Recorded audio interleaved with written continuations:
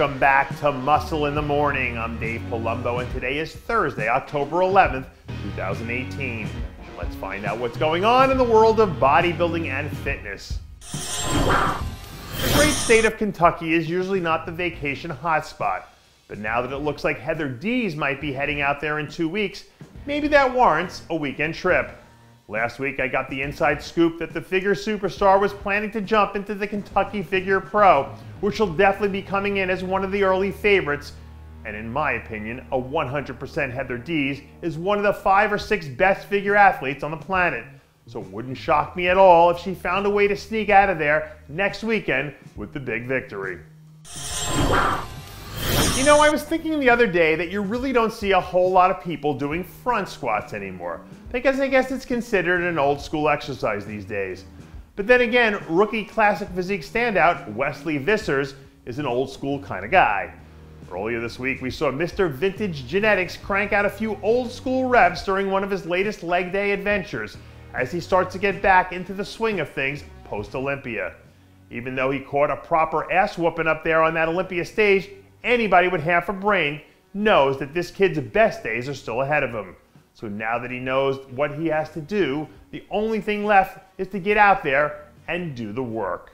A few weeks ago, somebody emailed me and asked me what the key was to lifelong happiness. And my answer was very simple: never stop doing what you love. And last weekend, the lucky group of fans out at the NPC North Star had a chance to see one of the best to ever do it hit the stage when 4-time Fitness Olympia champ Oksana Grishina took the stage as the night's featured guest poser. And true to form, Oksana went out there and put on one of those vintage performances that left everyone in the building breathless, just like she's done so many times before. Even though she's off dancing around the world on her retirement tour, it still looks like she's out there loving every minute of it.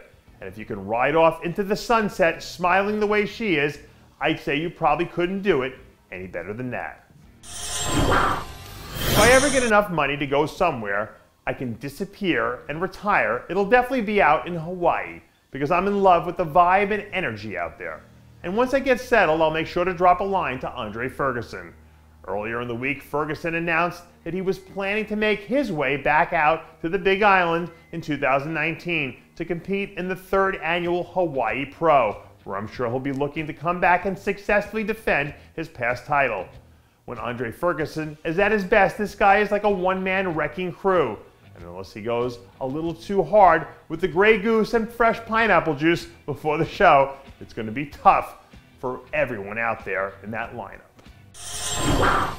If you guys haven't seen the post-fight shenanigans that went down at the Conor McGregor-Khabib fight, then you're missing one of the craziest things you're ever going to see at a professional prize fight. But I'll tell you what, if there's one guy in the men's physique division that you want at your side inside the cage when things are going bad, it's Akeem Scott. Since officially wrapping up his season a few weeks ago, the talented Mr. Scott has been in full-scale beast mode through his first phase of his off-season program. Pound for pound, this guy was as impressive as anyone of the new talents in the division this season. So as long as he makes the right adjustments and fills out in a few gaps, this is a guy who's set up nicely to make a huge jump next season. And that does it for yet another edition of Muscle in the Morning. I'm Dave Palumbo, reminding you to always be true to your passions. Make sure to follow us on Facebook, Twitter, and Instagram.